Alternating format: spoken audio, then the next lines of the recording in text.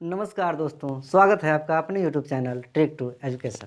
दोस्तों, जैसा कि हम लोगों का जो सीरीज चल रहा था ग्रामर में ट्रांसलेशन का, और ट्रांसलेशन में हम लोगों ने नॉन एक्शन वाले सेंटेंस को ट्रांसलेट करना सीख लिया था।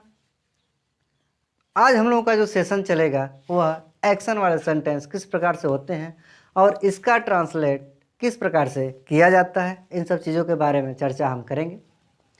दोस्तों, अभी तक नॉन एक्शन वाला जो हमारा सेशन था नहीं देखे हैं तो एक बार हमारे इस चैनल पर विजिट करें और सबसे पहले नॉन एक्शन वाले सेशन को देखें, फिर इसके बाद एक्शन वाला सेंटेंस आपको भलीभांति समझ में आएगा।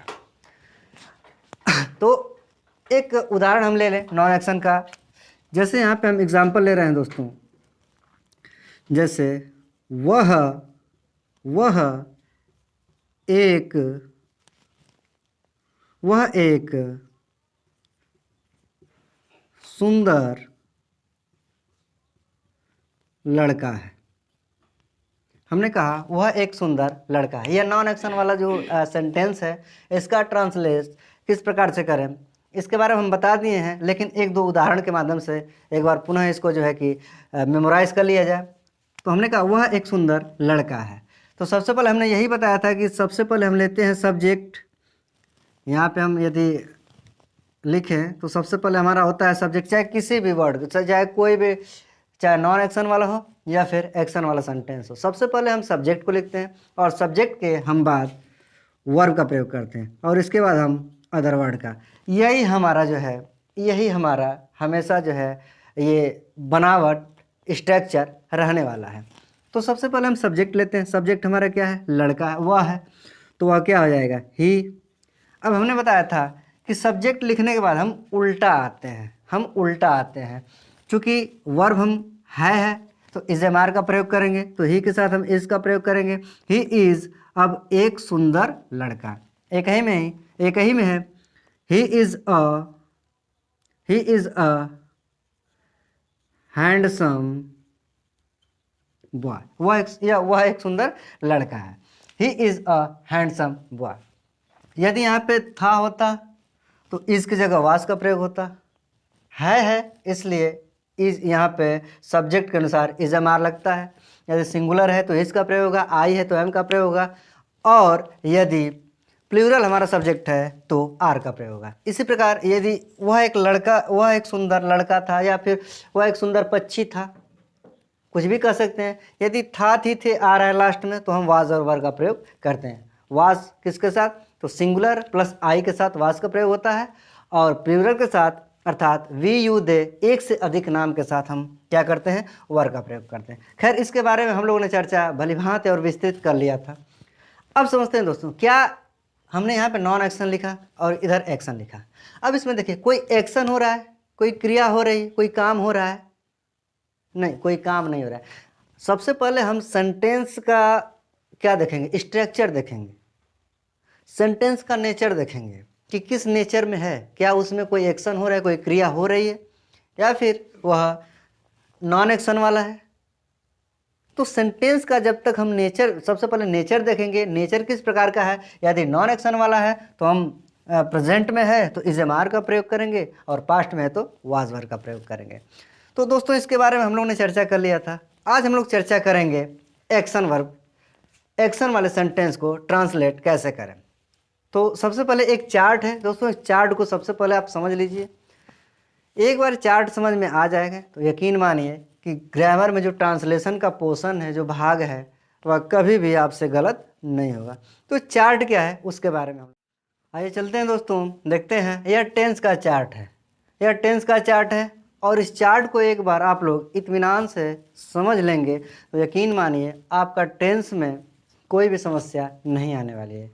तो इसको कैसे समझें, इसको बहुत बारीकी से समझते हैं। कैसे समझते हैं? इधर हमने लिखा प्रेजेंट, पास्ट और फ्यूचर। प्रेजेंट का मतलब हमेशा है, पास्ट का मतलब था, और फ्यूचर का मतलब होगा। इतनी बात समझ में आप लोग शुरू से पढ़ते आ रहे हैं, इतनी बात समझ में आ रही होगी। हमने इधर लिखा इंडेफिनिट, कॉन्टिन्यूअस, परफेक्ट और परफेक्ट कॉन्टिन्यूअस। अब समझते हैं, यदि हम इंडेफिनिट की बात करें तो इंडेफिनिट, अब समझिएगा, यदि वाक्य के अंत में क्या आ जाए, ता है। अब आप बताइए, वाक्य के अंत में यदि आ रहा है ता है, अभी हिंदी में चलिए, इंग्लिश में कैसे इसको पकड़ करेंगे कि कौन सा टेंस है, उसको भी हम लोग समझेंगे। सबसे पहले जीरो लेवल से आप चलिए। हमने कहा यदि वाक्य के अंत में, किसी वाक्य के अंत में ता है यदि आ गया तो कौन सा टेंस हो जाएगा, है का प्रेजेंट और ता का इंडेफिनिट, यानी कि वह टेंस कौन सा, प्रेजेंट का इंडेफिनिट आ गया। ता है, यदि आ जाए ता था, कौन सा टेंस होगा, तो पास्ट का इंडेफिनिट होगा। जैसे वह खाना खाता था, वह आम खाता था, मैं टहलता था, था। या फिर कभी कभी दोस्तों होता क्या है कि पास्ट के इंडेफिनिट में, पास्ट मतलब भूत जो बीत गया, पास्ट के इंडेफिनिट में ता ना आकर के क्या आ जाता है, आ ई ए में से कोई एक आ जाता है। जैसे वह सो गई, लास्ट में ई आया। अब इसको ऐसे भी तो बोल सकते हैं वह सो गई थी, या फिर मैंने खाना खा लिया था, या फिर मैंने कुल मिलाकर यदि वाक्य के अंत में आ ई ए आ रहा है, वह भी किस प्रकार का टेंस हो जाएगा, वह भी पास्ट का इंडेफिनिट हो जाएगा। अब फ्यूचर के बारे में देख लेते हैं, गा गी गे, लास्ट में वाक्य के अंत में क्या आ जाएगा, गा गी गे।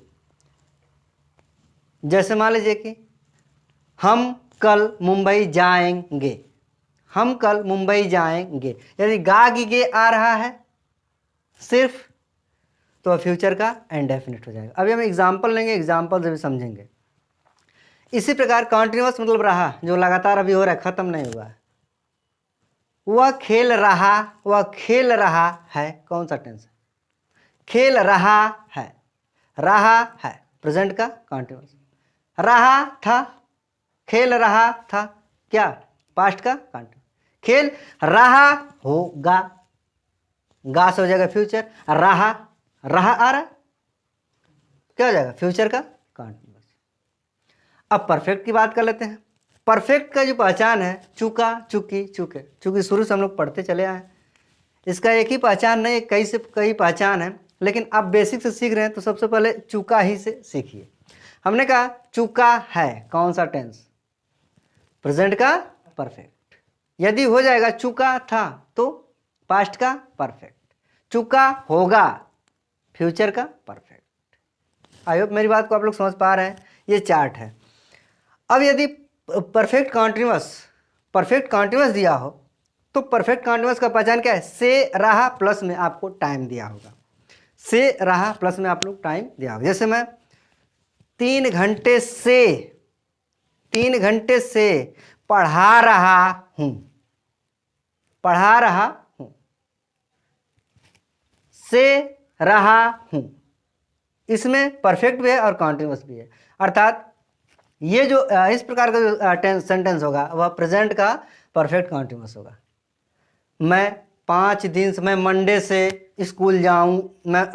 स्कूल जा रहा हूं, तो से रहा हूं टाइम भी दिया है और प्रश्न में रहा, रही, रहे आ रहा है। ता का मतलब सिर्फ ता नहीं आएगा, ता तीते कुछ भी आए, लेकिन तो आना चाहिए। रहा का मतलब सिर्फ रहा नहीं आएगा, रहा, रही, रहे कुछ भी आ जाएगा, बस इस चीज में। चुका है, चुका, चुकी, चुके कुछ भी आ जाए। यहाँ पे से रहा, से रही, से रहे, आप मेरी बात को समझ पा रहे होंगे। अब यदि कह ले कि से रहा समय प्लस था, क्या आ जाएगा, पास्ट का परफेक्ट। जैसे वह जो है 5 बजे से पढ़ा रहा था या पढ़ रहा था, वह कितने बजे से, 5 बजे से पढ़ रहा था, तो पढ़ रहा था कितने बजे से, टाइम दिया तो परफेक्ट का कॉन्टिन्यूअस। वह 6 दिन से फुटबॉल खेल रहा होगा, कितने दिन से, 6 दिन से, समय दिया है, टाइम दिया है, तो 6 दिन से फुटबॉल खेल रहा होगा। एक बार दोस्तों इसका स्क्रीनशॉट ले लीजिए, फिर हम एक एक करके एग्जाम्पल लेते हैं और इसके बाद समझते हैं।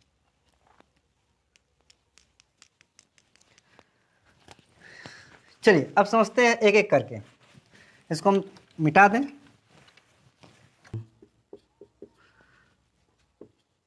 वह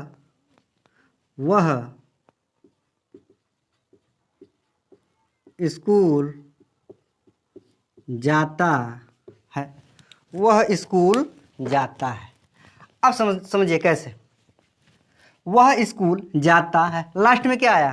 ता है। अब है यदि आ रहा है हूँ है आ रहा है तो प्रेजेंट हो गया, ये तो प्रेजेंट हो गया। इसके जस्ट पहले ता, यानी कि ता किसको रिप्रेजेंट कर रहा है? इंडेफिनिट को। ये क्या किस प्रकार का सेंटेंस है? प्रेजेंट का इंडेफिनिट। और प्रेजेंट का इंडेफिनिट की बनावट क्या थी? सबसे पहले चाहे कोई भी ट्रांसलेट करना हो दोस्तों, एक्शन वाला हो नॉन एक्शन वाला कुछ भी हो, हम बार बार कह रहे हैं कि सबसे पहले हम लिखेंगे सब्जेक्ट, इसके बाद वर्ब और इसके बाद अदर वर्ड, फिनिश, खत्म। ट्रांसलेशन खत्म। कोई भी सेंटेंस हो, दुनिया का बड़ा से बड़ा सेंटेंस आ जाए, सबसे पहले हम सब्जेक्ट लिखेंगे, उसके तुरंत बाद वर्ब, 80% हमारा सोल्यूशन हो गया। और जो बचेगा अदर वर्ड जो बचा उसको हम लिख देंगे। तो हमने बताया था कैसे किसी भी सेंटेंस को इंग्लिश में ट्रांसलेट करें।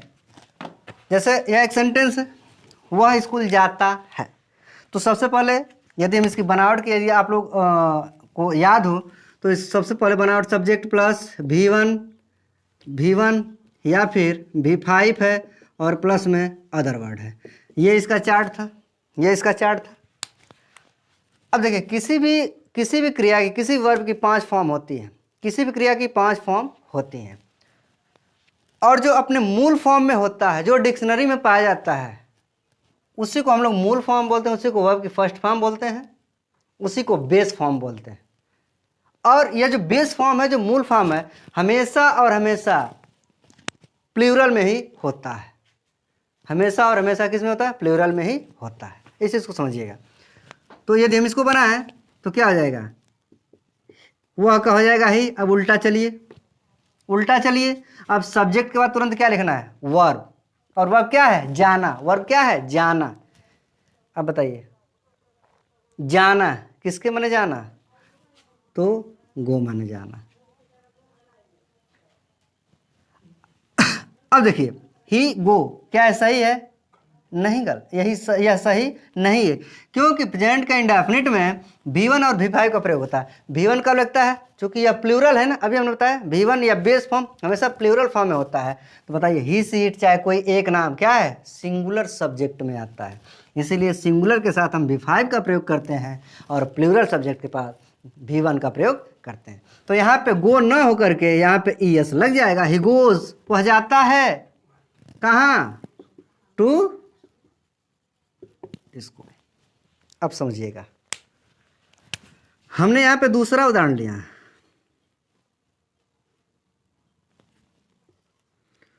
वह, या फिर यहां पे हमने लिखा रोहित एक अच्छा लड़का है। ध्यान समझिएगा। अब दोनों सेंटेंस में तुलना करिए ना, दोनों सेंटेंस में तुलना करिए। अब इसमें बताइए, इसमें कोई काम हो रहा है, एक्शन वाला है, इसमें कोई एक्शन हो रहा है, कोई क्रिया हो रही है, कुछ कर रहा है? नहीं, इसमें कोई एक्शन। अरे अच्छा है तो अच्छा है, हमसे क्या मतलब? अच्छा हो रोहित या फिर बुरा हो रोहित, हमसे क्या मतलब? इसमें कोई एक्शन हो रहा है? नहीं हो रहा है, इसलिए यह नॉन एक्शन वाला सेंटेंस है। और इसमें देखिए एक्शन हो रहा है, कुछ मूवमेंट हो रहा है जाने का, इसमें हलचल हो रही है, मूवमेंट हो रहा है, क्रिया हो रही है, एक्शन हो रहा है, इसलिए एक्शन वाला सेंटेंस है। जबकि यह नॉन एक्शन वाला सेंटेंस है। तो जब भी नॉन एक्शन वाला सेंटेंस है, इसके बारे में हमने बता दिया ऑलरेडी। अभी तक जो है कि आप लोग इस नॉन एक्शन वाले सेंटेंस को नहीं देखे हैं तो प्लीज़ हमारे चैनल पे एक बार ज़रूर विजिट करें और इसको देखें। तो हमने कहा यहाँ पे जाने की क्या हो रही है? क्रिया हो रही है। और एकेडमिक जो भी ग्रामर पढ़ाया जाता है विद्यालयों में, यही एक्शन वाला तो पढ़ाया जाता है, नॉन एक्शन वाला नहीं पढ़ाया जाता है, और वही रटवाया जाता है। तो इसका यदि हमने कहा वह स्कूल जाता है, ही गोज टू स्कूल, बन गया। अब देखिए एक दूसरा उदाहरण लें हम।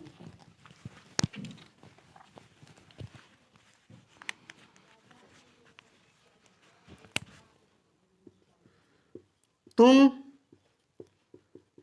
आगरा से आते, हाँ आ गया, प्रेजेंट हो गया, लास्ट में तो आया, इंडेफिनिट, यानी प्रेजेंट का इंडेफिनिट। क्या बनेगा? सबसे पहले सब्जेक्ट, यू का सब्जेक्ट, तुम का सब्जेक्ट यू। अब उल्टा चलिए, उल्टा चलिए, आने का किसके मने आना होता है? तो कम मने आता है, कम मने आना होता है। यू, क्या इसमें भी एस लगा दे?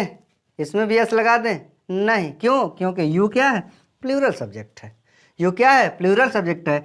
तो अब जब प्लूरल सब्जेक्ट है तो प्लूरल वर्ब भी लेगा, सिंगुलर सब्जेक्ट था तो सिंगुलर वर्ब भी लिया। तो कम चूंकि बेस है, मूल है, मूल फॉर्म में है, इसलिए प्लूरल ऑलरेडी है। तो यू कम फ्रॉम आगरा, वह आगरा से आता है। आई होप समझ में आ रहा होगा। अब हम दूसरे सेंटेंस पे चलते हैं, दूसरे टेंस पे चलते हैं। जैसे यहाँ पे हमने लिखा दोस्तों,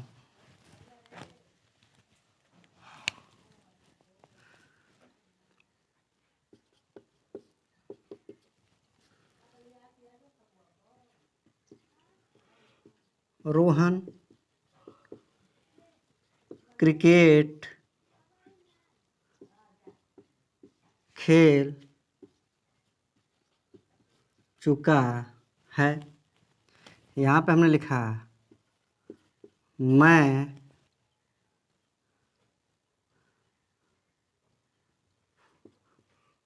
5 बजे से पढ़ रहा हूँ, वे गाना गा रहे हैं। यहाँ पे हमने लिखा मैंने आम खा लिया था। एक और सेंटेंस लिख दें,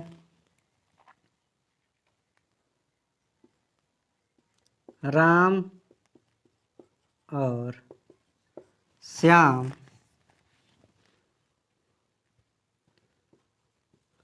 सुबह में दौड़ रहे थे। इस प्रकार से कई कई सेंटेंस है। हमारा उद्देश्य क्या? आप लोगों को सिखाना। लास्ट में क्या आना चाहिए? यदि है आ रहा है तो प्रेजेंट का होगा, इतना तो पहले समझिए। लास्ट में था आ जाएगा तो पास्ट का होगा, और लास्ट में गा आ जाएगा तो फ्यूचर का होगा, समझिएगा। अब लास्ट में है और चुका, चुका मतलब परफेक्ट हो गया, और है का मतलब प्रेजेंट हो गया। तो क्या है? प्रेजेंट का परफेक्ट टेंस। तो प्रेजेंट का परफेक्ट टेंस की बनावट के अंदर में बात करें तो क्या था? सब्जेक्ट प्लस हैज, या फिर हैव प्लस में V3 और प्लस में अदर वर्ड, यही तो है। हैज हमारे सिंगुलर के साथ लगेगा, है प्लूरल के साथ रहेगा, और हमेशा ट्रिपल एच यानी हैज हैव हैड में, हैज हैव हैड में वर्ब की थर्ड फॉर्म का ही प्रयोग होता है। आइए इसको देखते हैं। तो क्या इसका बनेगा? इसका बनेगा रोहन, सिंगुलर है तो हैज। अब क्या? खेलना, खेलना, खेल का थर्ड फॉर्म यानी प्ले का थर्ड फॉर्म क्या हो जाएगा? प्लेड। क्या हो जाएगा? प्लेड। रोहन हैज प्लेड, क्या क्या खेल रहा है? क्या खेल चुका है? क्रिकेट। बस बन गया। देखिए सब्जेक्ट आया, हैज में से हैव आया, फिर वर्ब की थर्ड फॉर्म आया, फिर लास्ट में अदर वर्ड क्या है? सिर्फ क्रिकेट है। जैसे मैं 5 बजे से पढ़ रहा हूँ, अब से टाइम रहा हूँ, है मतलब प्रेजेंट और परफेक्ट कॉन्टिन्यूअस। इसकी बनावट क्या आती? सब्जेक्ट प्लस हैज, है प्लस यहाँ पे बीन, और प्लस में यहाँ पे बिफोर, प्लस में अदर वर्ड। यहाँ पे सिंस कब लगता है या फिर फार कब लगता है? प्लस में यहाँ पे टाइम। ये बनावट थी। तो सिंस निश्चित बिंदु के लिए लगता है, निश्चित समय के लिए लगता है, और फार का प्रयोग अनिश्चित समय के लिए लगता है। आगे हम बताएंगे। अब इसको ट्रांसलेट करते हैं, क्या हो जाएगा, आई। आई हमारा सब्जेक्ट हो गया। अब उल्टा चलिए, मतलब हेल्पिंग वर्ब तो लिख ही लीजिए, हैज या हैव। आई क्या है, प्लूरल में आता है, कहीं कहीं सिंगुलर में भी इसका प्रयोग होता है। जैसे प्रेजेंट कंटिन्यू, पास्ट कंटिन्यूअस में आई के साथ वर का प्रयोग ना होकर के वास का प्रयोग होता है, तो ये ध्यान में रखना पड़ेगा। तो आई हैव, अब इसके बाद क्या है, आई हैव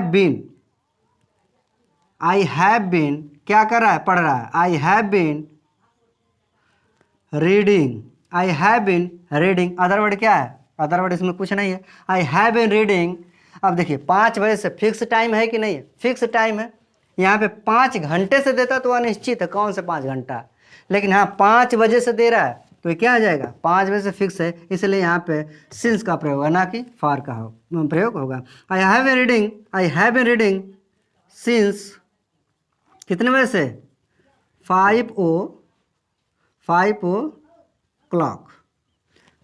क्या हो जाएगा, I have been reading since 5 o'clock। मैं 5 बजे से क्या कर रहा हूँ, पढ़ रहा हूँ। वे गाना गा रहे हैं, क्या हो जाएगा, रहे हैं, तो वे का हो जाएगा दे। अब दे के साथ यहाँ पे आर का प्रयोग होता है, इस आर में से आर का प्रयोग होता है। They are singing a song. जब भी आईएनजी किसी वर्ब में जुड़े, तो हमेशा वह वर्ब की फोर्थ फॉर्म कहलाता है। तो they are singing a song, वे गाना गा रहे हैं। आगे है, मैं आम खा लिया था। अब ये पास्ट का इंडेफिनिट हो गया, क्या हो जाएगा, पास्ट के इंडेफिनिट में हमेशा जो है V2 का प्रयोग होता है, जबकि पास्ट के इंडेफिनिट के निगेटिव या फिर इंटरोगेटिव में जो है डिड प्लस V1 का प्रयोग होता है। तो इसको हम आगे देखेंगे। तो क्या हो जाएगा, आई, अब V2 यहाँ पे हो जाएगा, इसका बनावट थी subject plus V2 plus other word. तो आई एट अ मैंगो, ईट का सेकंड फॉर्म, ईट का क्या हो जाएगा, सेकंड फॉर्म एट हो जाएगा। राम और श्याम सुबह में दौड़ रहे थे।